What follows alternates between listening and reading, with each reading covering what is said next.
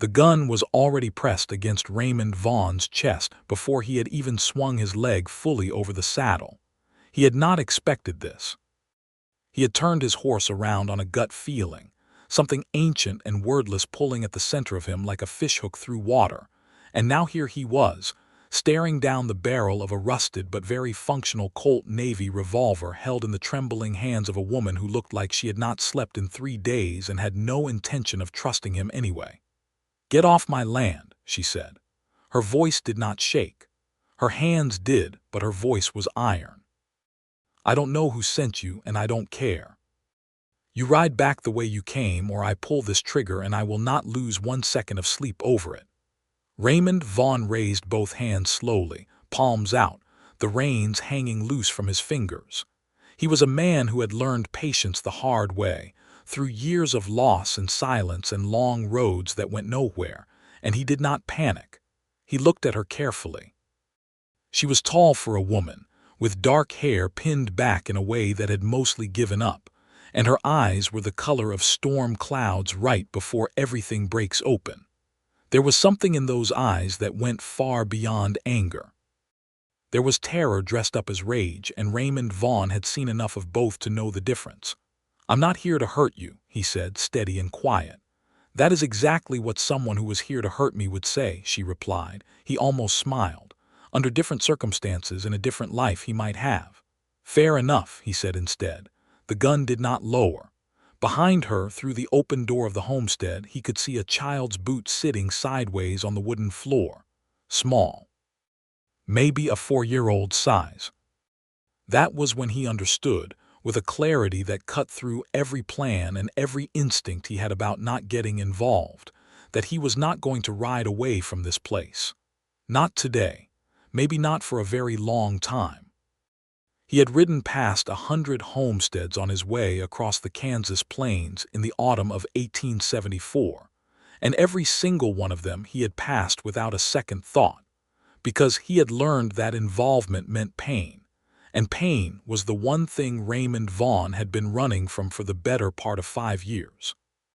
He had ridden past wide-open ranches with smoke curling friendly from their chimneys, past struggling farms where children waved at him from the porch, past widow women he could see were struggling with the land their husbands had left them. He had kept his eyes forward and his horse moving. This homestead had been different the moment he saw it. It was not the buildings, which were modest and slightly worse for wear. It was not the land, which was decent but hard used. It was something about the way the whole property felt like it was being held together by one person's sheer refusal to let it fall. And something about that refusal had reached out across the flat Kansas distance and grabbed him by the collar and turned his horse around before his brain had fully processed the decision. He had told himself he would just check. Just make sure everything was all right. Just be a decent human being for 5 minutes and then keep riding. And now there was a gun in his chest, and a woman with storm cloud eyes who clearly had very good reasons not to trust strangers. And somewhere inside that house was a child small enough to wear that tiny boot.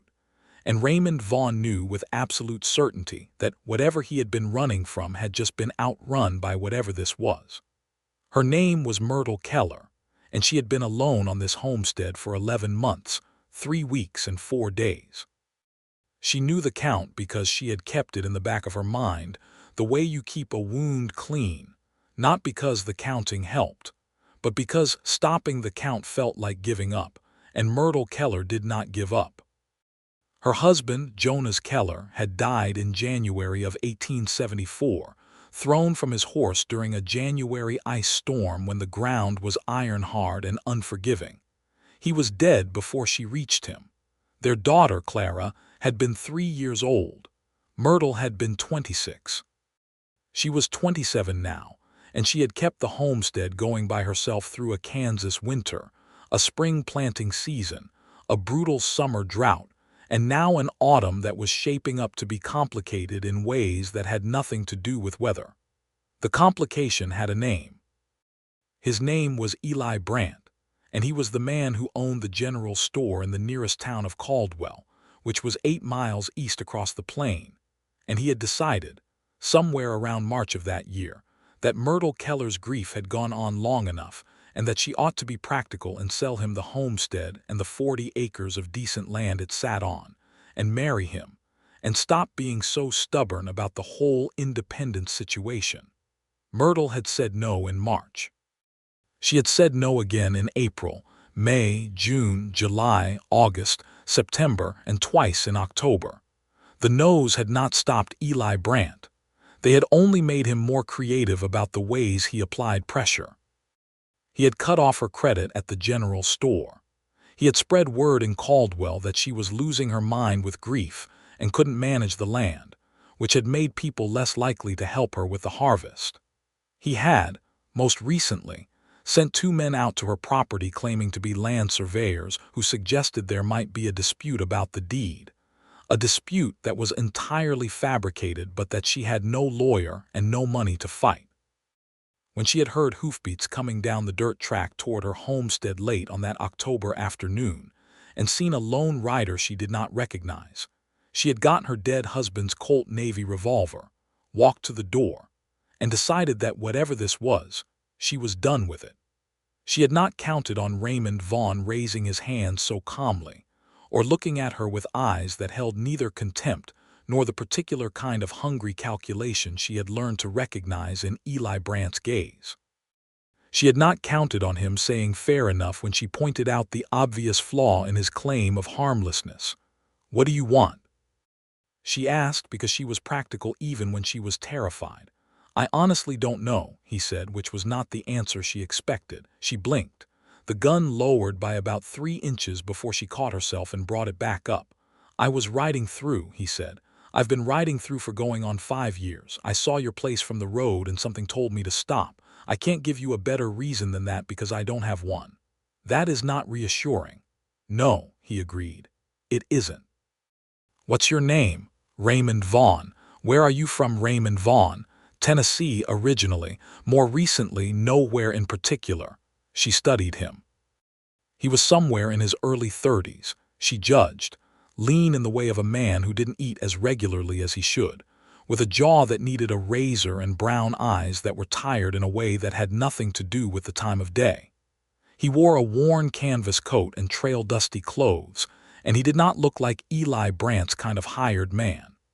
Eli Brandt's hired men tended toward a certain swagger, a certain practiced menace.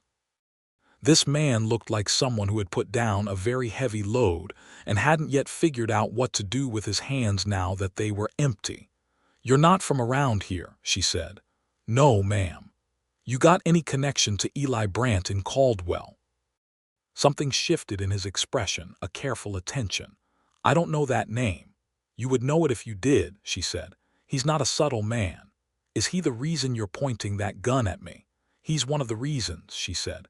"The other reasons are 5 years of living in a territory where women who are alone don't last long without learning to be very careful." Raymond Vaughn nodded slowly, and there was something in that nod that was not dismissive or impatient. It was the nod of someone who understood about needing to be careful. "What would it take for you to believe I mean you no harm?" he asked. "Time," she said, "and behavior that matches your words. And right now, what would help is if you put your horse in the corral over there, came and sat on the porch, and did not make any sudden movements while I figure out whether you're going to be a problem." He almost smiled again. This time she saw it happen. "Yes, ma'am," Raymond Vaughn said, and got off his horse. Clara appeared in the doorway behind Myrtle at precisely that moment, sock-footed, curious, and entirely too brave for a 4-year-old. She had Jonas's sandy hair and Myrtle's storm-cloud eyes, and she looked at the strange man with the horse the way children look at things they haven't decided about yet. "Mama," she said, "is that man staying for supper?" Myrtle did not answer right away, because she was still holding the gun and watching Raymond Vaughn lead his horse toward the corral with the particular walk of someone who is very deliberately not moving quickly, and something about the carefulness of his movements, the deliberate consideration he was giving to her comfort and safety, was doing something unexpected to the armor she had built around herself over 11 months and 3 weeks and 4 days. "I don't know yet, Clara," she said finally. "Go back inside." Clara retreated, but Myrtle could hear her settling near the window to watch. Raymond Vaughn came back to the porch and sat down on the steps without being invited into the house, which she noted. He took his hat off and held it in his hands, and she stood in the doorway with the gun still in her hand though no longer raised, and they regarded each other across the afternoon quiet. "Tell me about Eli Brandt," he said, and she did. She didn't know why. Maybe it was 11 months of having no one to tell. Maybe it was something about the quality of his listening. The way he didn't interrupt or offer easy reassurances or look at her with that particular mixture of pity and condescension she had gotten used to from the men in Caldwell who thought she needed to be managed.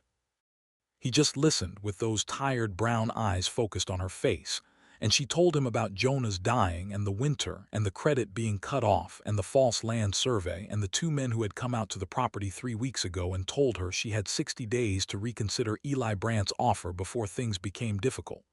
When she finished, the sun was getting low and the air had that October edge to it. "What do you want to do about it?" Raymond asked.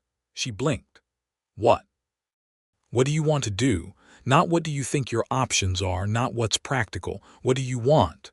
Nobody had asked her that, not once, not in 11 months. "I want to keep my land," she said, and her voice did not shake. "My husband broke his back on this land and I've kept it going for nearly a year, and Clara grew up in this house and it is mine. It is ours.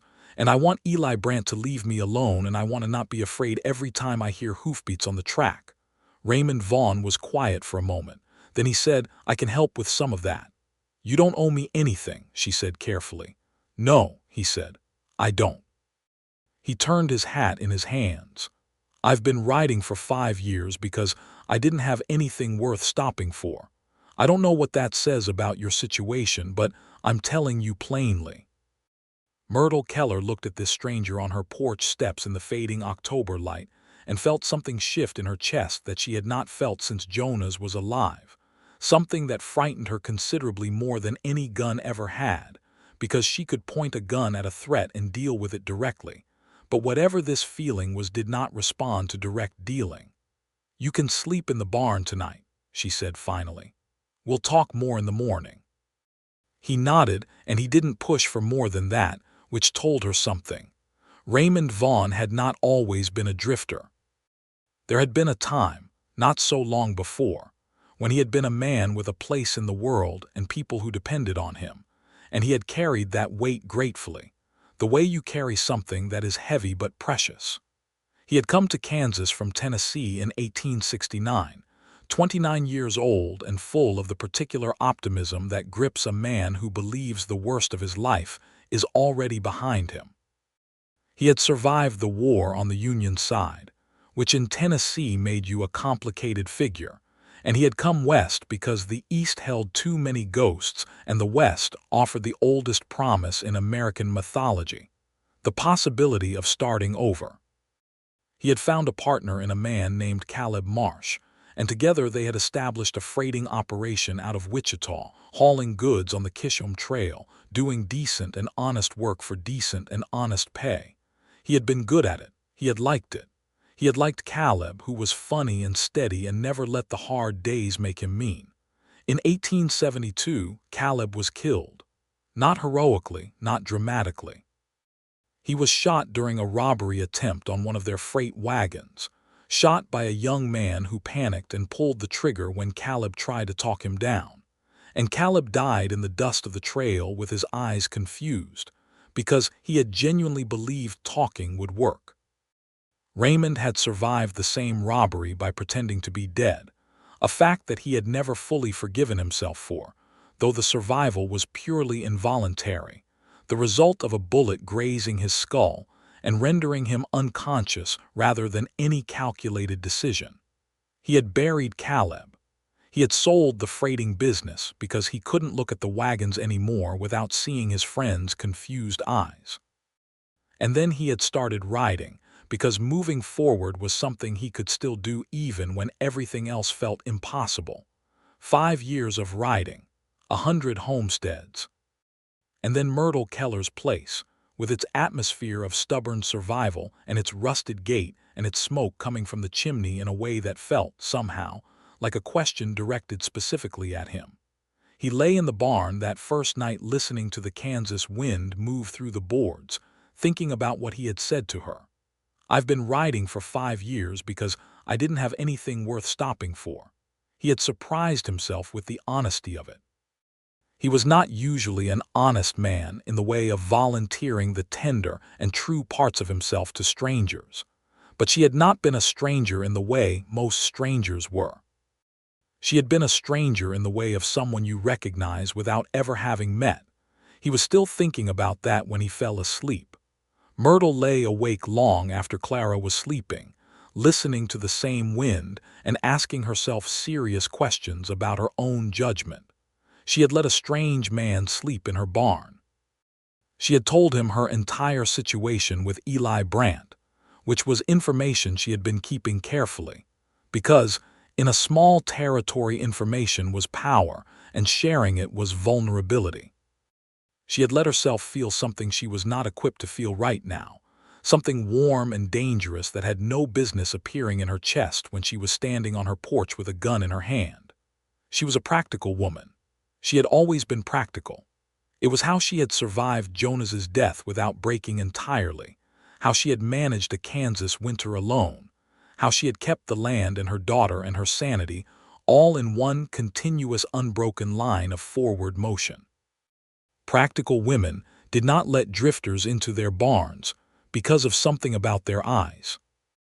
Except she had, and she was not going to undo it now, because along with the warmth there had been something that felt like relief, and she had been carrying the absence of relief for so long that she had forgotten what it weighed.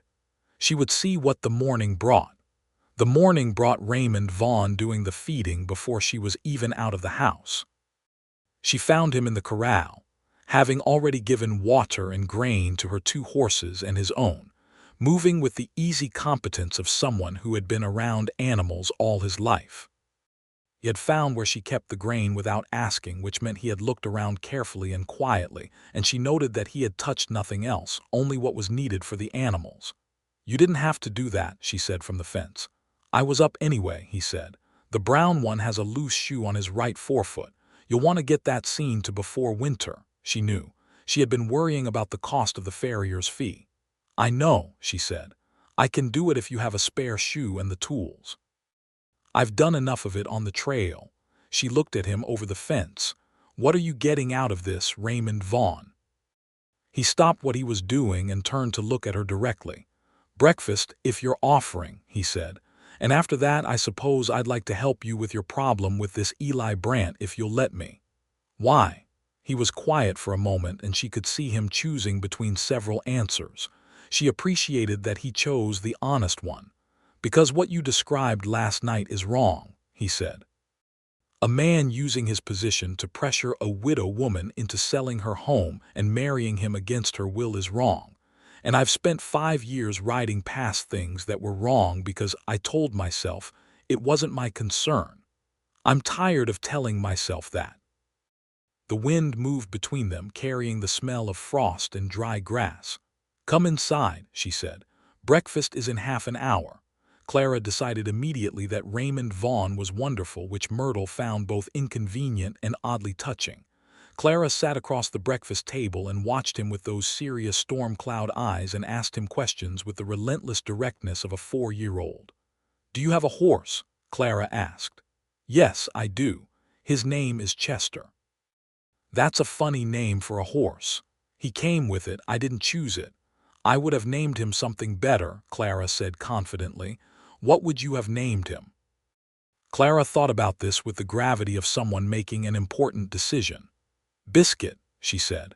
Raymond Vaughn did not laugh, but the corner of his mouth moved in a way that told Myrtle he wanted to. "That is a significantly better name," he said seriously. Myrtle put cornbread and salt pork on the table and sat down, and they ate, and it was the strangest and most natural thing, having another person at the table. The absence of another person at the table had been one of the heaviest parts of the last 11 months, heavier even than the physical labor. because meals were the punctuation of days and eating alone gave you too much time to feel the punctuation. After breakfast, when Clara was occupied with her rag doll in the corner, Raymond said, "Tell me about the deed situation. The survey men who came." She explained it in detail. The men had claimed that her husband's original homestead filing had a discrepancy with the county land record, a discrepancy they were conveniently unable to specify precisely, but which they suggested would require legal resolution.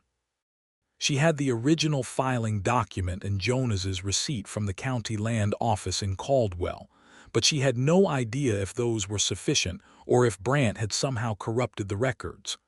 "Where are those documents?" Raymond asked. "Locked box under the floorboards," she said. He nodded, unsurprised by the hiding place. "We need to get those looked at by someone with legal knowledge. Is there a lawyer in Caldwell?" "Gerald Haney, but he does most of his business with Eli Brant." "Dodge City," Raymond said. "There's a federal land office in Dodge City. Someone there would be able to confirm your filing's legitimacy independent of Caldwell." She hadn't thought of Dodge City because Dodge City was 30 miles west, and she had no one to leave Clara with and no money for the trip. She said as much. "I'll take the documents," Raymond said. "I've got business in Dodge anyway." This was not entirely true, but it was close enough. He had no particular business anywhere, which meant he had time for this particular errand. "I don't know you," she said, which was the fundamental problem laid bare. "No," he said, "you don't. I could take your documents and sell them to Brant and you'd be in a worse position than you are now." She stared at him. "I'm telling you the risk," he said, "because you should know it clearly. I could do that. I won't, but I could. You have to decide whether you trust that." It was the strangest and most effective form of reassurance she had ever been offered. It was the kind of honesty that could not be manufactured. "How long would it take?" she asked. 3 days there and back if Chester holds up. He'll hold up." She went to the floorboard. She gave him the documents. It felt like handing someone her heart for safekeeping, and she didn't let herself think too hard about that. He left within the hour, and she stood at the fence watching him ride out, and Clara came and stood beside her and took her hand. "Is he coming back?" Clara asked. "I believe so," Myrtle said. "Good," said Clara. "I like him." Myrtle looked down at her daughter. "You like everyone," she said. "Not Mr. Brant," Clara said, with simple, accurate child's judgment. "He smells bad and he talks too loud and he always looks at you like you're something he dropped and wants to pick back up." Myrtle felt something cold move through her. She had not known Clara had noticed Brant's visits closely enough to form an opinion. She pulled her daughter against her side. "We're going to be all right," she said, because it was the thing she needed to say and the thing she was choosing to believe. Raymond Vaughn rode hard for Dodge City and got there in 2.5 days, camping one night on the open plain under a sky full of October stars so bright they felt close enough to touch. He found the federal land office on Front Street and presented himself to the land agent, a meticulous man named Horace Pettigrew who wore spectacles, and took the documents from Raymond with the careful hands of a man who understood their importance. Pettigrew reviewed the original filing and Jonas Keller's receipt for 40 minutes while Raymond sat in a hard chair and waited. When Pettigrew came back, he sat down across from Raymond and said, "The filing is completely legitimate. There is no discrepancy. The homestead claim is registered correctly under the Homestead Act of 1862. Mrs. Keller's title to the property is sound." Raymond felt something release in his chest. "Is there a document you can give me that confirms that officially?" Pettigrew was already writing. "I'll give you a certified copy of the federal registration with my stamp. If anyone is telling this woman there is a problem with her deed, they are lying to her, and the federal government does not look kindly on land fraud." He also, at Raymond's quiet request, wrote a brief letter on federal land office stationery addressed to any Caldwell County official, noting that the Keller homestead filing had been reviewed and found to be in full compliance with all federal land law. Raymond was not sure if this would hold legal weight or merely the weight of implied federal authority, but in his experience, The latter was often more effective anyway. He spent one night in Dodge City, ate a proper meal at a restaurant for the first time in months, and thought about Myrtle Keller with a focus that surprised him with its intensity. He thought about her storm cloud eyes and the iron in her voice when she was terrified.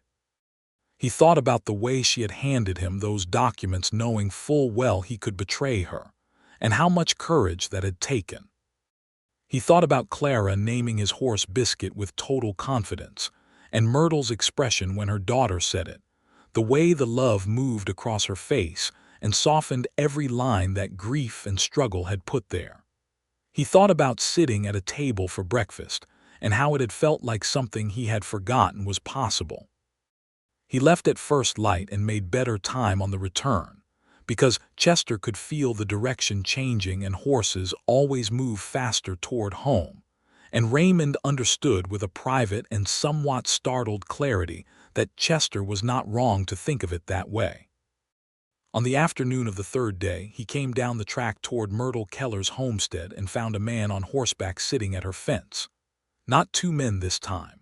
One man, well dressed in a way that announced money in a territory where most people wore what they could afford, with a face like someone had assembled it from parts that didn't quite belong together, two small eyes, too wide jaw, a particular kind of smile that was calculated rather than felt. Eli Brandt. It had to be. Raymond did not hurry his pace. He kept Chester at a steady walk and came up to the fence and stopped, and the two men looked at each other and Raymond said, "Afternoon." Brandt looked at him with those two small eyes calculating rapidly. "Don't know you," he said. "That's all right," Raymond said. "I know about you." Something shifted in Brandt's expression.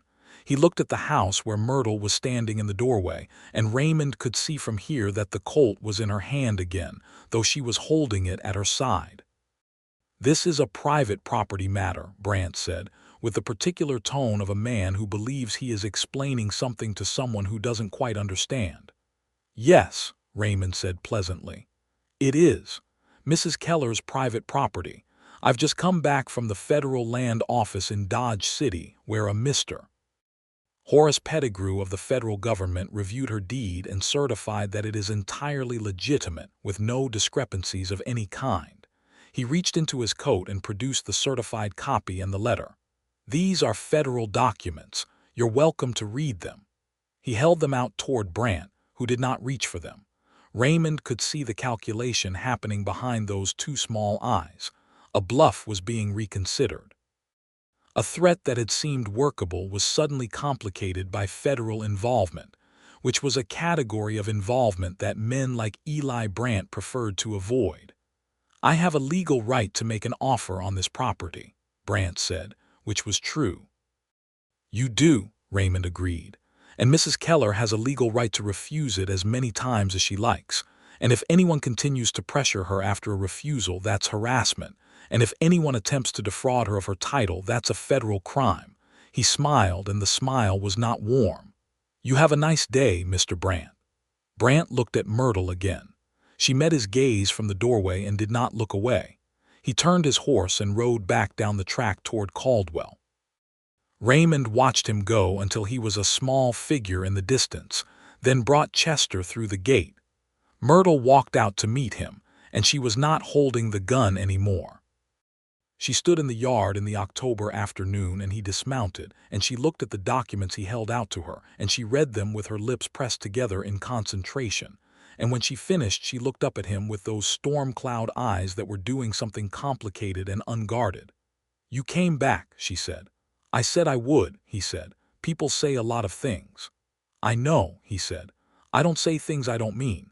I learned that it costs too much." She looked at the documents again. "This is real. The title is secure. Completely. Brandt's men were lying about the survey discrepancy. There is no discrepancy. The land is yours and has been since your husband filed." She breathed out, a long, slow exhale of something she had been holding for weeks, maybe months. He watched the tension leave her shoulders in stages, like a wall coming down one brick at a time. "I don't know how to thank you," she said. "You don't need to," he said. And then, because he was an honest man when it counted, "Can I ask you something?" "You can ask." "Would you have any objection to me staying on for a while?" he said. "Not in the house. The barn is fine. I can work. I can help you get the land ready for winter, and I can shoe that horse, and I can be another presence here in case Brant decides he's not done. I'm not asking for anything in return. He stopped. He turned his hat in his hands the way he had on the porch 3 days ago. "I told you I've been riding for 5 years without anything worth stopping for. I think I found the thing." The wind moved through the dry October grass and carried the smell of coming cold. Myrtle Keller looked at Raymond Vaughn for a long moment in which several things happened inside her that she was not ready to put into words. "The barn is not exactly comfortable," she said finally. "I have a spare room. It was Jonas's study, but it's empty. You can have that room if you're staying." He understood exactly how much that offer cost her, and he received it with the gravity it deserved. "Thank you, Myrtle," he said. It was the first time he had used her name, and the sound of it in his voice, quiet and careful, did something to her that she was going to have to deal with eventually. "Don't thank me yet," she said. "You haven't seen the room." The room was fine. Small, with a narrow window that looked west and caught the sunset, and a cot that needed a new mattress tick but was otherwise serviceable. Raymond made no complaints and offered no suggestions about improvements. He moved in with his single saddlebag and his bedroll and his rifle, and he was as unobtrusive as a large man could reasonably be in a small house. He was careful with her in ways that she noticed. He knocked before entering any room. He asked before taking food from the pantry. He addressed her formally in front of anyone who came to the property, which was not many people but was enough. He did not look at her in the way that men sometimes looked at her, the way that made her feel like a problem they were trying to solve or an asset they were trying to acquire. He looked at her the way you look at something you find genuinely interesting and don't want to stop looking at, which was more frightening than all the other kinds of looking, because she recognized it and found herself doing it back. He worked. She had been prepared to be disappointed on that front, because men who seemed good often turned out to be considerably less useful than they appeared, but Raymond Vaughn was not one of those men. He shoed the horse the first full day, working in the corral with quiet competence while Clara sat on the top rail and provided commentary. He repaired the corral fence, which had 3 boards that needed replacing. He rechinked the north wall of the barn where the wind was getting through. She fed him and he ate without complaint and helped wash the dishes, which Jonas had never done because it simply hadn't been part of how they had been raised, and watching Raymond Vaughn wash dishes in her kitchen was one of the most disorienting experiences she had had in recent memory. "You don't have to do that," she said. "I know," he said, and kept doing it. November arrived and brought cold that had teeth. The plains in November were not gentle, and Myrtle had been through one Kansas winter alone and knew what it asked of you. Having Raymond, there changed the arithmetic of survival in ways both practical and harder to quantify. He brought in more fuel than she could have managed alone. He set snares for rabbit and prairie chicken, which supplemented the dried salt pork and beans that were the winter staple. He fixed the window in the spare room that had let cold air in, and then, without being asked, fixed the one in Clara's room as well. Clara had fully adopted him by the second week, following him around the property with the tenacity of a small shadow, asking questions at a rate that would have exhausted most adults. He answered all of them.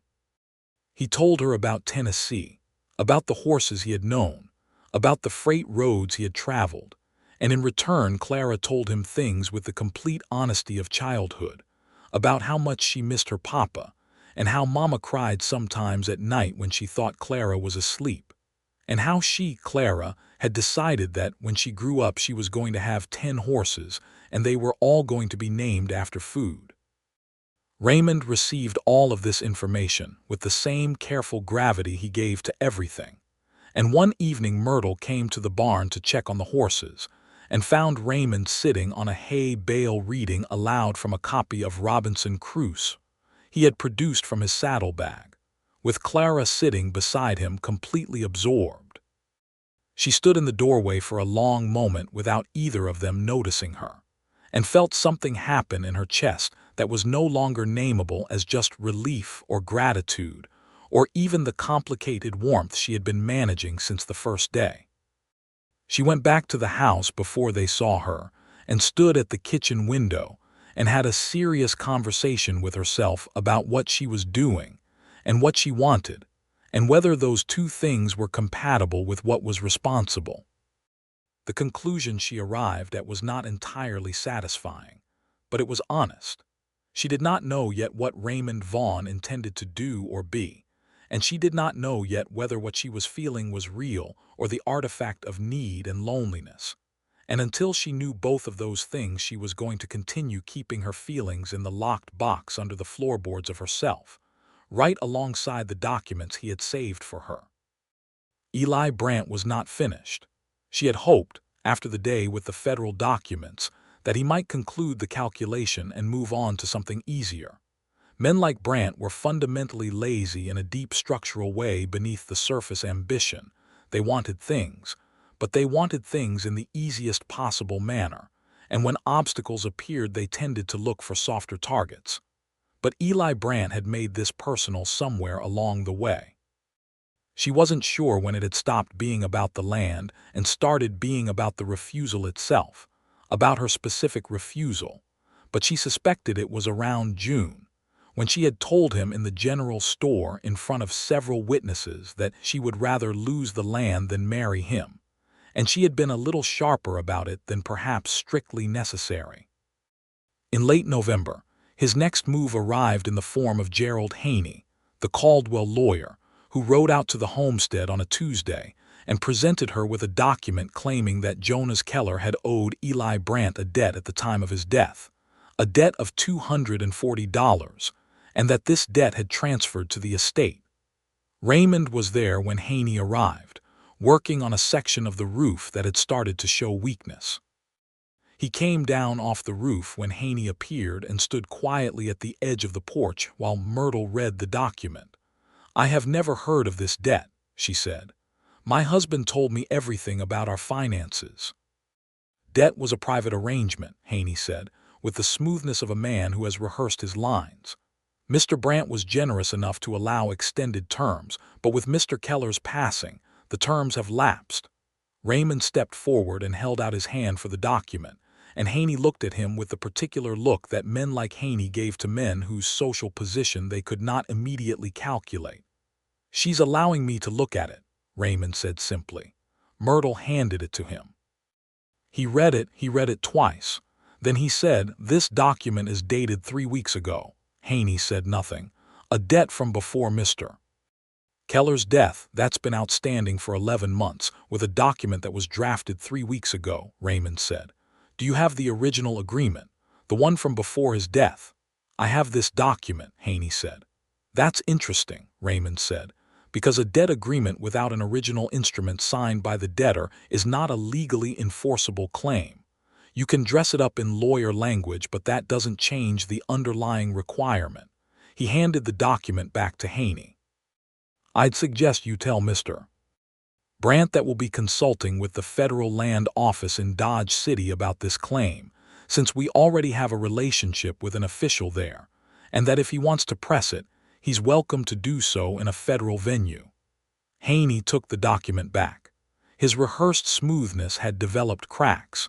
He looked at Myrtle with something that might have been, if she had been inclined to be charitable, a flicker of unease. "Mrs. Keller," he said, "Mr. Brandt is a patient man, but he's not infinite in his patience." "Neither am I," she said. "Good day, Mr. Haney." After Haney was gone, the two of them stood on the porch in the cold November air, and Myrtle turned to Raymond with a question she needed answered. "Where did you learn about debt instrument?" she asked. "Caleb's father was a lawyer," Raymond said. "Caleb talked about it a lot. I absorbed things." She had heard the name Caleb once before mentioned briefly, but she had not asked because it was his territory to offer and she was careful about trespassing. Now she asked, "Who was Caleb?"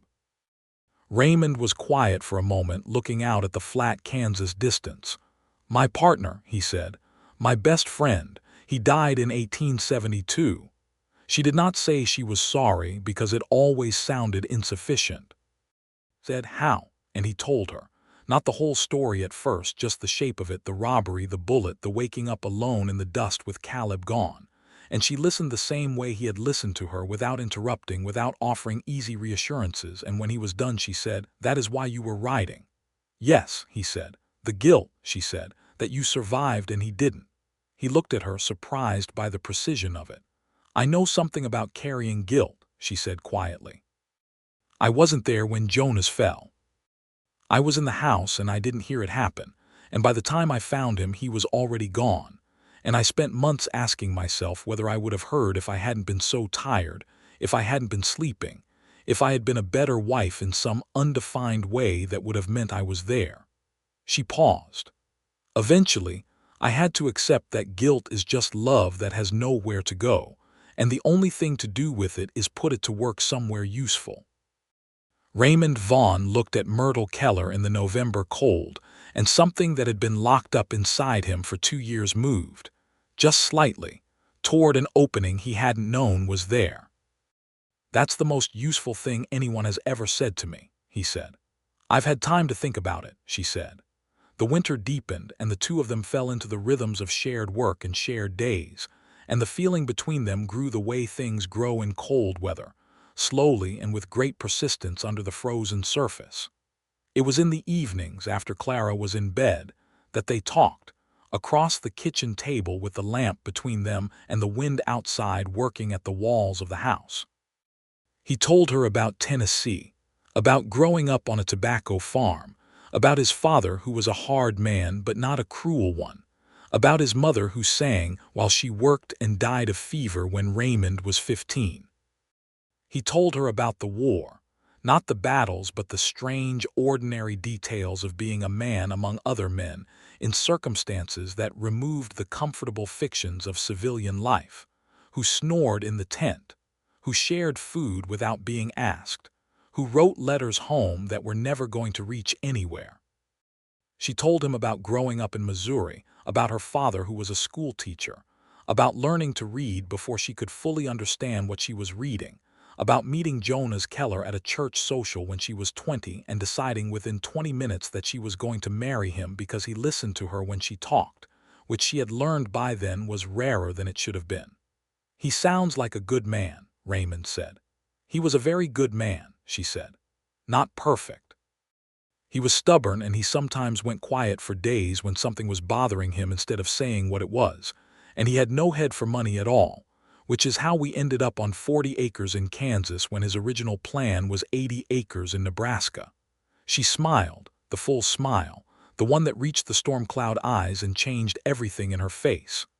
"But he was kind and he worked hard, and he loved me and Clara completely, and those things are not small."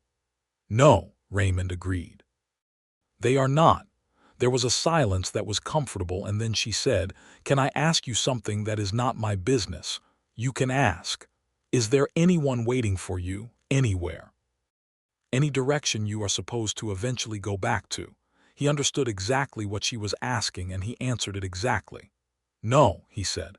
"There is no one. There has not been anyone for a long time." He paused. "Is that what you needed to know?" "Yes," she said, and looked at the lamp and did not say anything else, but the air between them had changed in a way they both felt and neither named yet. December brought snow, and with it a development that changed everything. It was Clara who saw the rider first, early on a December morning when the ground was white and the air was sharp and clear. She saw him from the window and called to her mother, and Myrtle came and looked and said, "I don't recognize that horse." Raymond came and looked and said, "I do." He went outside to meet the rider, and Myrtle watched from the doorway. The rider was a man of about 50 with a white beard and a gray coat, and when he dismounted and shook Raymond's hand there was a warmth in the gesture that told her this was not a stranger. She came out onto the porch. "Myrtle," Raymond called, "this is Edmund Marsh. He's Caleb's father. Edmund, this is Mrs. Myrtle Keller." Edmund Marsh came to the porch and took off his hat, which Myrtle appreciated. "Mrs. Keller," he said. "I'm sorry to appear without warning. I've been looking for Raymond for some months. Someone in Dodge City said they'd seen him and gave me a direction." "Come inside," Myrtle said, because this was Kansas in December and a man his age had no business standing in the cold. "There's coffee." Inside, while Clara sat across from Edmund Marsh and examined him with her standard thoroughness, Edmund explained his presence. He was a lawyer in Wichita. He had been following the movements of a land scheme that he had traced from 3 other counties, a scheme in which a man used fabricated debts and false deed surveys to pressure homesteaders, primarily recent widows, into selling their land at below-market prices. He had 4 documented cases already. He was building a case for the federal court. He needed documentation from additional victims. He needed, in particular, the testimony of someone who could provide first-hand evidence of the fabricated debt claim approach, because the false survey approach left fewer traceable tracks. He looked at Myrtle as he said this. She set down her coffee cup. "Eli Brandt," she said. "Eli Brandt," Edmund confirmed. "He has been doing this for 3 years. The Keller homestead is the only property where he has so far failed, because the widow in question has, apparently, been somewhat more resistant than his previous targets." His expression carried something that was clearly appreciation. Myrtle thought about the women who had not been resistant enough, who had sold their land and perhaps married this man or simply given up and moved away. She thought about what it would mean for those women if nothing was done. "I have the document Haney brought," she said, "the fabricated debt claim. Raymond can tell you about the false survey men too, though I don't know if he saw them directly." "I didn't see them," Raymond said, "but I can testify about what she described to me and when." "The document itself is more valuable," Edmund said. He looked at Raymond with something that was complicated and layered, the look of a father and a man who lost someone. "It's good to see you, Raymond. You look better than you did." Raymond met his old partner's father's gaze, and something passed between them that Myrtle did not entirely understand but felt. "I'm better than I was," Raymond said. Edmund Marsh stayed 2 nights, sleeping in the barn without complaint despite his age, and spent his days going carefully through every detail of Myrtle's experience with Eli Brandt and documenting it in the meticulous way of a lawyer building a case. He took the fabricated debt document. He took copies of the certified federal deed registration. He took Myrtle's sworn statement, written in her own hand, which Raymond witnessed. On the morning he left, he took Raymond aside while Myrtle was inside with Clara, and Raymond came back to the house afterward with an expression that Myrtle could not quite read. "What did he say?" she asked. Raymond was quiet for a moment. "Then he told me Caleb would have liked you, and he asked me what I was planning to do." "What did you tell him?" Another pause, longer this time. "I told him I was planning to stay," Raymond said, "if that's agreeable." Myrtle looked at him across the kitchen in the December morning light. She thought about 11 months of alone. She thought about locked boxes and measured distances and the practical necessity of protecting yourself when protecting yourself was all you had. She thought about the way he had looked when he told her about Caleb, and the way she had felt when he used her name for the first time, and the way Clara followed him around the property talking about horses named after food, and the way dinner felt different and mornings felt different and even the wind felt different when there was someone to face it with. "It's agreeable," she said. It was the 1st of December, 1874. Edmund Marsh filed his federal court case in January of 1875, and Raymond rode to Wichita to testify in person when the trial came, leaving for 8 days that were the longest 8 days Myrtle had experienced since the winter of Jonas's death. And she did not examine that fact too closely, but she did not ignore it either. He came back with the news that Eli Brandt had been found guilty of land fraud on 4 counts, that Gerald Haney had lost his license to practice law and narrowly escaped criminal charges himself by cooperating with the prosecution, and that the federal court had issued a permanent injunction against any further claims against the Keller homestead. Myrtle read the court papers 3 times before she believed them fully. "It's over," she said. "It's over," Raymond said. She sat down at the kitchen table because her legs seemed to have decided they'd been carrying weight for long enough. Raymond sat down across from her, and Clara was at school, an arrangement they had recently established with 3 other homesteading families nearby to share a schoolteacher who came twice a week, and the house was quiet. "I need to tell you something," Myrtle said. "All right," he said, and gave her his full attention in the way he always did. "When you rode up to this property in October," she said, "I was considering giving up." He did not say anything, just listened. "I had figured out that I could not fight the survey claim and the pressure and the isolation indefinitely," she said. "I was trying to work out whether there was a version of accepting Brant's offer that I could make peace with, that was not full surrender but just mathematics, and I was not finding one, but I was running out of time to look." "I see," he said. "I need you to understand what it means that you turned around," she said, and her voice was steady but something in her eyes was not. "I need you to understand that it is not a small thing to me."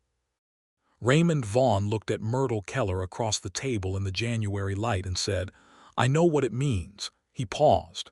"Can I tell you what it means to me?" "Yes," she said. "It means I've finally stopped running," he said. "It means that 5 years of nothing found the thing it had been going past without stopping. It means Clara named my horse Biscuit, and I ate breakfast at a table, and I helped you hold on to something worth holding, and somewhere in all of that, I found my way back to being a person instead of a direction." She reached across the table and put her hand over his. It was the first time she had touched him voluntarily, deliberately, and the feeling of it moved through both of them like something long overdue. His hand turned under hers and held it. They sat like that for a while without speaking, because some things are said better in the not speaking, and this was one of them. The winter finished slowly, the way Kansas winters always did, not giving up any ground without argument, and by March there was mud, and then by April there was green coming through the brown, and the smell of things waking up after long sleep. Spring on the plains was a different thing than spring anywhere else Myrtle had experienced. It came in fast and total once it came, the sky turning a blue so deep and certain it seemed personal, the grass coming up in waves of color across the flat open distance, and the light lasting later every day like something being returned that had been borrowed too long. Raymond and Myrtle were outside one April evening, leaning on the corral fence watching Chester and the 2 horses in the last of the evening light, when he said, without preamble because he was not a man who was good at preamble, "I would like to court you properly if you're willing." She turned to look at him. "I know that is a formal way to say it," he said, with the slight awkwardness of someone who has thought about how to say something for a long time and is now discovering that the thinking didn't fully prepare them for the saying. "But I mean it formally. I mean that I would like to be clear about my intentions, which are serious. I am not passing through. I am not looking for something convenient or comfortable. I am—" He stopped. He looked at the horses. "I am in love with you, Myrtle. I have been for some time. And I would like to court you with the proper respect you deserve, if you're willing to be courted." She felt the words land in that place beneath the locked box, the place where the actual feelings lived. "Raymond Vaughn," she said, "you have been sleeping under my roof for 4 months and feeding my horses and fixing my roof and reading Robinson Crusoe to my daughter. I believe the courting is somewhat underway already." He looked at her, and the tiredness in his brown eyes had been replaced by something warmer and more alive than anything she had seen in them in October. "Is that a yes?" he said. "That is a yes," she said. He reached over and took her hand, there at the corral fence in the April evening, and she let herself feel completely, without reservation or management, what it felt like to have her hand held by someone who intended to stay. It felt like standing on ground that had proven, finally, that it would hold. Clara, as it turned out, had been watching from the porch, and when her mother and Raymond turned back toward the house, they found her sitting on the top step with an expression of complete satisfaction. "Finally," she said, with the confidence of a 4-year-old who has known what the adults around her were working up to for some time, and has been exercising considerable patience about it. Raymond laughed, the full and genuine laugh that Myrtle had been hearing more frequently as the winter went on and that she loved entirely, and he went up the porch steps and picked Clara up and settled her on his shoulders, which she accepted as her rightful position. "Did you hear?" he asked her. "I always hear," Clara said from her vantage point. "Are you going to be my new papa?" There was a moment, a beat of held breath, and Myrtle looked at Raymond and Raymond looked at Myrtle over the top of Clara's head. "That's a question for your mama," Raymond said carefully. "Mama?" Clara asked, craning to look down at her. Myrtle reached up and touched her daughter's foot, the small foot that had been in that boot she had seen from the doorway on the day all of this began. "If Raymond asks me properly," she said, "and if you still feel the same way, then yes." Clara looked down at Raymond. "Ask her," she said with the executive authority of a 5-year-old. Raymond, to his considerable credit, kept the laugh internal and said, "I'm working up to it, Clara. These things take time." "You took all winter," Clara said. They went inside for dinner, and the kitchen was warm with the lamp lit and the smell of food, and Myrtle stood at the stove and listened to Raymond and Clara discussing the correct names for a hypothetical set of 10 horses named after food, and the feeling in her chest was not something she needed to put in the locked box anymore. She let it be out in the open, where it belonged. In May, Raymond Vaughn did ask her properly.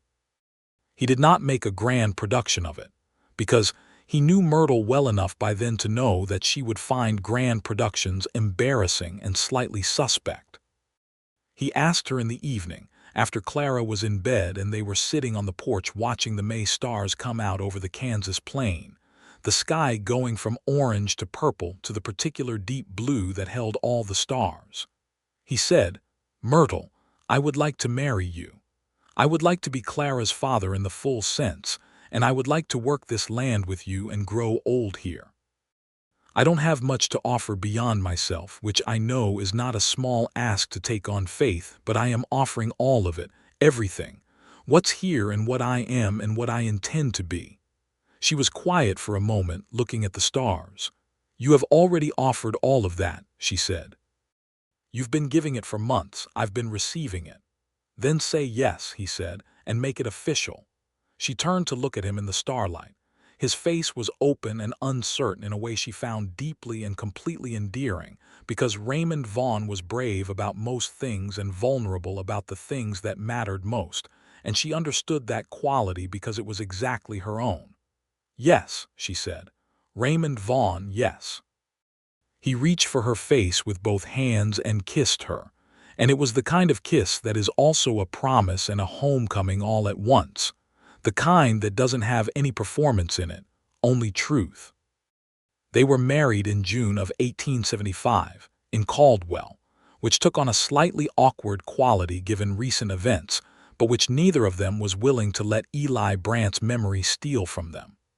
The ceremony was performed by the traveling minister, who came through the territory on his circuit, in front of the few neighbors who had become something like friends over the winter, including the 3 homesteading families who shared the schoolteacher with Clara. Edmund Marsh came from Wichita, which moved Raymond more than he let on during the ceremony, though Myrtle saw it on his face. Clara wore a blue dress that Myrtle had made from fabric ordered through the new general store in Caldwell, run by a man considerably less complicated than Eli Brandt, and she was the flower girl with the solemnity of someone performing a role of great importance, which she was. When the minister said Raymond could kiss his bride, Clara said from her position at their side, "Finally," with the same intonation as April, and the small crowd of neighbors laughed, and Myrtle laughed into the kiss, and Raymond caught her face in his hands and held it there until the laughing settled, and the kiss became what it was supposed to be. The summer of 1875 was the best summer of Myrtle's life since before Jonas died, and she held that thought without guilt, because she understood by now that happiness was not a betrayal, and that a good man's memory was not diminished by another good man's arrival. Raymond took to the land with the commitment of someone who had decided where he was, finally, and was prepared to be fully present for it. He had skills from the freighting years that translated well, practical knowledge of tools and animal husbandry, and weather, and the physics of how things hold together and come apart. He learned the particular demands of the Kansas homestead quickly and without complaint, and he contributed ideas that Myrtle took seriously because he was serious about them. They added a summer vegetable garden that they had not had the capacity for the previous year. They repaired the roof properly, not just the section Raymond had patched in November. They built a proper henhouse, because Myrtle had wanted chickens for 2 years and the previous setup had been inadequate. The chickens arrived in July, 8 of them, and Clara named each one after a different food item, which she considered perfectly appropriate and which Raymond supported completely. They had not talked about more children in any explicit way, because they were both people who let things be what they were before deciding what to do about them. But in the quiet of evenings, Myrtle sometimes caught Raymond watching Clara with an expression that told her he was already a father in every way that mattered, and she thought about what it would mean to give that to him in the full biological sense. She thought about it practically and emotionally, and decided that she wanted it, and she told him so one evening in the directness she had always favored, and he looked at her across the lamplit table with those brown eyes that were not tired anymore, with eyes that were full and certain. "Yes," he said simply, "I want that too." September brought the harvest and the particular satisfaction of reaping what you have sown, which Myrtle thought was among the few genuinely true clichés about agricultural life. They harvested the corn together, Raymond and Myrtle and Clara between them carrying more than her fair share of enthusiasm if not weight, and the root cellar was filled with winter stores that were more complete than the previous years, because this year there were 2 adults and a plan. Raymond sold some of the excess corn in Caldwell and brought back a profit that was modest but real, and they sat down together and talked about what to do with it, in the equal partnership of people who have decided that neither of them is in charge in a way that matters more than the other. They decided on a second horse, which would help with spring plowing. They decided on better winter provisions. They set aside a small amount for Clara's schooling, because Myrtle had been her father's daughter enough to believe in education with the firmness of conviction. On an October evening, almost exactly 1 year after the day Raymond Vaughn had turned his horse around in the Kansas plain, Myrtle sat on the porch in the last of the autumn warmth and watched the light go gold over the homestead, the horses in the corral and the henhouse at the corner of the property, and the repaired fence, and the chimney that was already beginning to show smoke against the cooling sky. And she thought about the woman she had been a year ago, standing in this same doorway with a gun in her hand and terror dressed as rage in her eyes. She thought about how close it had been, how close she had come to being one of Eli Brandt's victims, one more widow woman who had been pressured into giving up what was hers.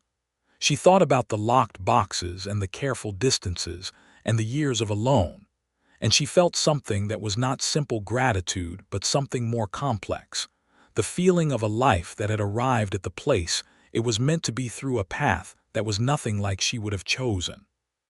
Raymond came out and sat beside her, his shoulder against hers, and they watched the light go together. "1 year," she said. "1 year," he said. "Do you regret it?" she asked. He turned to look at her with an expression that made the question seem almost funny, not dismissive, but genuinely surprised by the possibility she was raising. "I could have gone 1,000 miles in any direction after I left Tennessee," he said. "I went the one that led me here. No, I do not regret 1 day of it." She leaned her head against his shoulder, which was something she was still discovering the particular pleasure of, that particular physical comfort of another person's solidity. "I need to tell you something," she said. "All right." "I think we might be expecting," she said, with the careful understatement of someone who is very nearly certain but is waiting for certainty to be complete before she uses the word. He went very still beside her, not with tension, with the particular stillness of something vast and good. Then he put his arm around her and held her, and she felt him breathe out slowly, The long exhale she recognized from the day she had held the federal documents, the sound of tension released and something better taking its place. "Are you certain?" he asked. "Close enough," she said. "Another few weeks and I will be entirely." He pressed his lips to her temple, and she could feel the smile in it. "Myrtle," he said against her hair. "Raymond," she said. That was sufficient. Winter came again, their second winter, and this one was not a thing to be survived but a thing to be lived, and the difference was everything. Raymond built a cradle in December in the evenings, working by lamplight in the spare room that was now his workshop, the study that had been empty for 11 months, and then his borrowed room, and now this. He was not an expert carpenter, but he was careful and he was patient. And the cradle that emerged from his weeks of work was solid and smooth, and made with the specific love of someone building something for their own child. Clara supervised the construction with great seriousness and offered numerous suggestions, most of which Raymond incorporated in modified forms. "It should have a little horse painted on it," Clara said. "Can you paint?" Raymond asked her. "Mama can," Clara said. Myrtle did, in fact.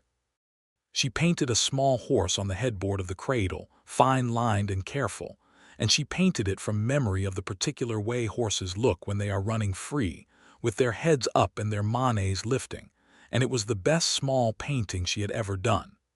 In February of 1876, their son was born. It was a hard labor, long and exhausting, with the neighbor woman Mrs.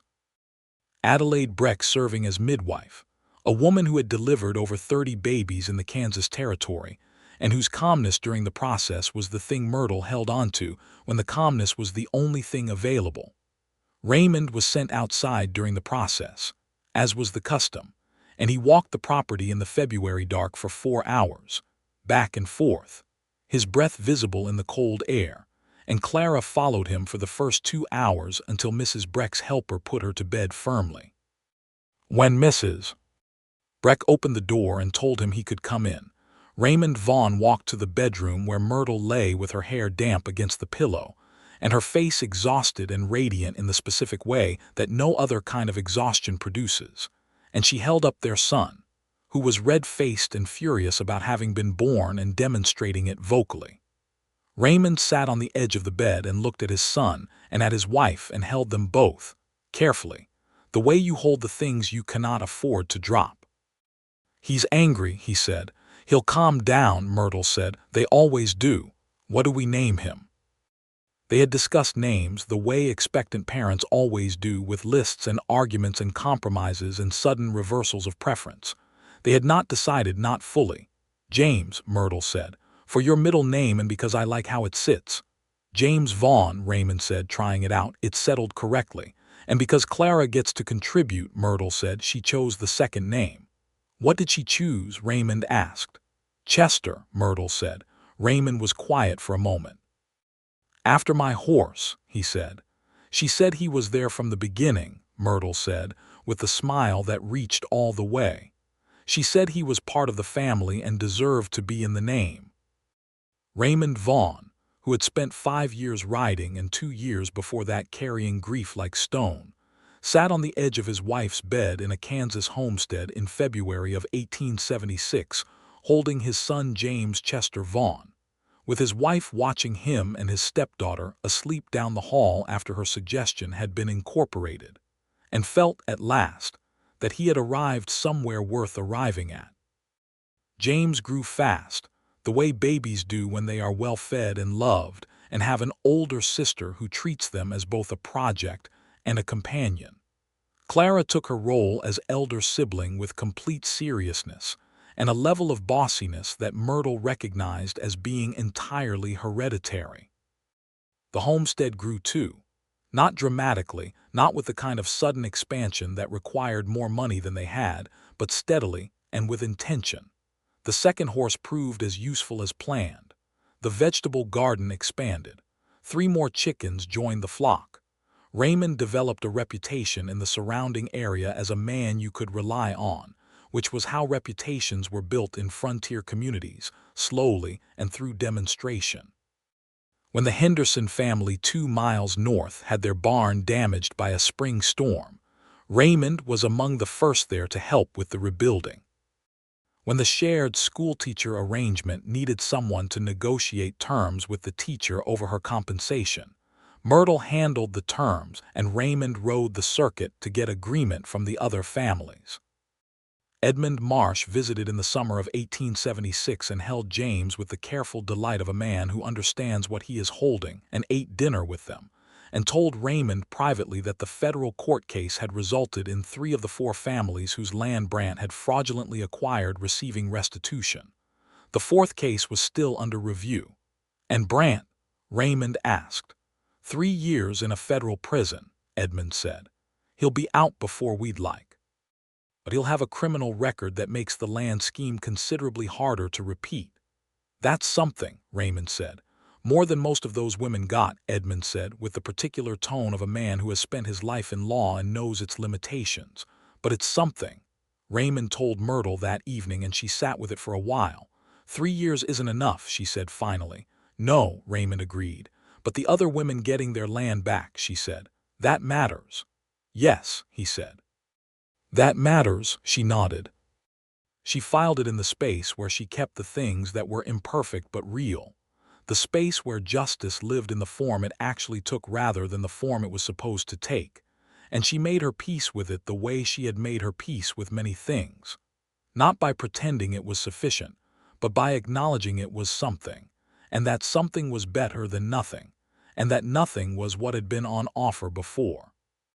They planted a kitchen garden in the spring of 1877 and added a small orchard, 6 young apple trees that would not produce fruit for 3 years, but that they planted anyway, because they were people who thought in terms of years, who planted things for futures they intended to be present for. In the evenings, Myrtle and Raymond sat on the porch and watched the Kansas plain change through its seasonal moods, and they talked about things both important and entirely ordinary. And Clara grew toward 8 and then 9, and was clearly going to be tall like her mother, with her father Jonas's particular expression of deep concentration when she was reading. And James at 2 became a force of perpetual motion, who had to be physically contained at all times, and who laughed with a completeness that got everyone around him laughing whether they intended to or not. Raymond taught Clara to shoot the Colt Navy properly, at Myrtle's request, because Myrtle had never lost the conviction that a woman in a frontier territory needed to know how to defend herself, and she wanted Clara to learn from someone patient. Raymond was patient in the way of someone who understands that learning takes as long as it takes. Clara was a good student. She was focused and careful, and she hit the tin target nailed to the fence post more often than not by the end of 2 weeks of afternoon lessons, and she went inside afterward to read her book with the satisfaction of someone who has added to their list of capabilities. "She's going to be formidable," Raymond said. "She already is," Myrtle said. "She's my daughter." He looked at her sideways in the way he had, the slight tilt of his head that meant he was about to say something direct. "Your daughter and Jonas's," he said. "Which is exactly right." She took his hand. "Yes," she said, "which is exactly right." In the autumn of 1878 they had a second son. They named him William, and he was easy where James had been stormy, content where his brother had been combative, round-faced and deliberate, and from the very beginning possessed of the particular quality of being satisfied with the world, which Myrtle thought was either a gift he was born with or the specific product of being born into a house where things were settled and good. Clara, now 9, was a completely capable and thoroughly opinionated helper with both brothers, and she managed them with a combination of warmth and executive authority that would have been familiar to anyone who knew Myrtle well. Raymond watched his family around the kitchen table one November evening in 1878, the lamp lit and the winter making its first attempts outside, and Myrtle cutting cornbread and Clara managing William in the particular way she had, and James telling an incoherent but apparently deeply serious story to Chester the horse visible through the window, And he thought about the man who had ridden past 100 homesteads without stopping. He thought about the specific thing that had made him turn around. He had tried to identify it more precisely, in the years since, what it was about Myrtle's homestead that his unconscious mind had recognized. He had landed on several partial answers, but not one complete one. The way it looked like someone was holding it together by themselves. The particular quality of the smoke from the chimney, which was the smoke of someone who was cold but working. Something about the gate, the rusted gate that had not been fixed because the person maintaining the property had too many other things to fix first. He had seen all of those things in a second from a distance while riding. And the sum of them had been a message that reached down past his conscious mind and found something that had been waiting to be found.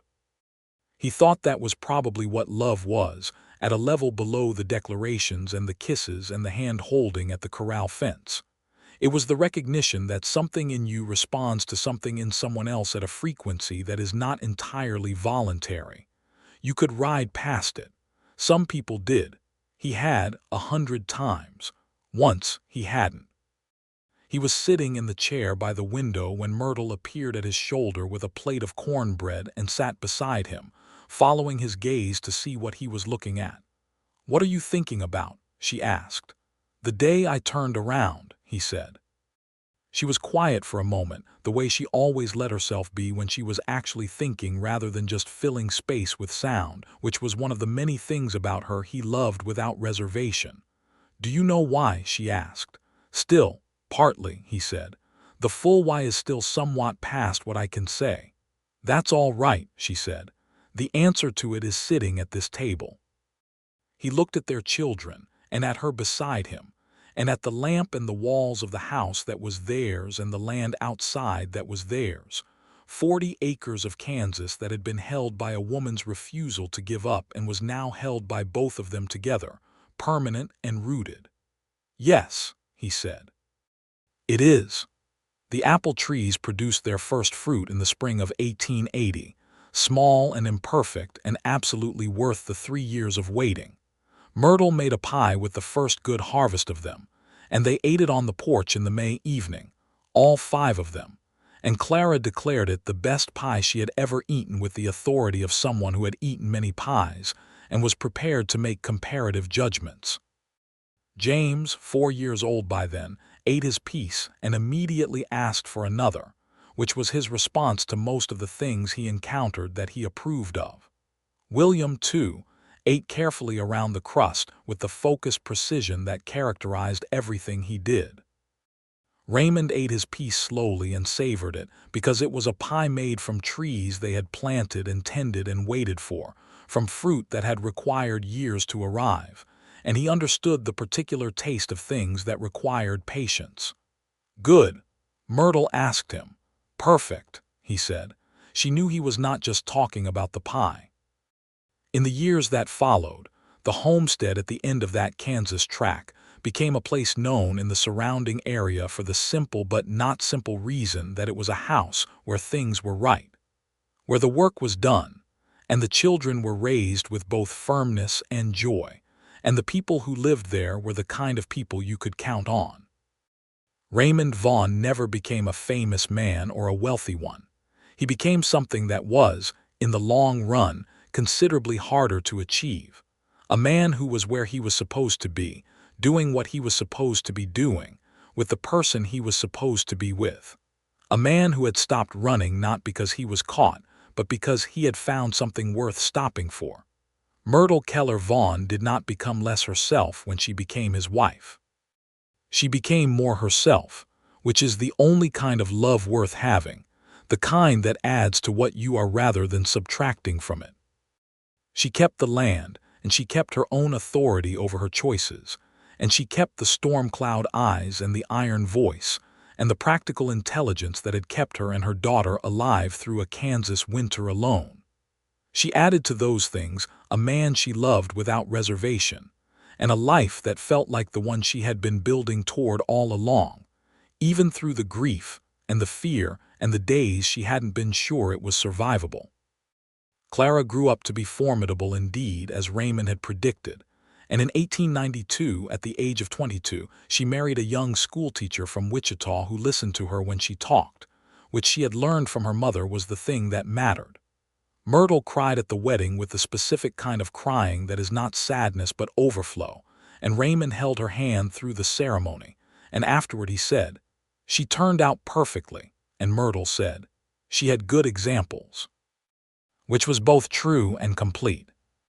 James, by contrast, went west at 17 with his father's old wandering instinct, but unlike his father he came back regularly and always with stories, and eventually settled in Colorado at 23 with a woman named Dorothy who was as restless as he was, which meant they were well matched.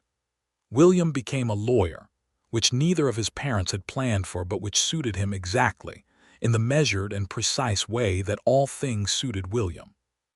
Edmund Marsh lived to see James born and died in 1877 of a heart condition, in Wichita, with his affairs in order as befitted a lawyer.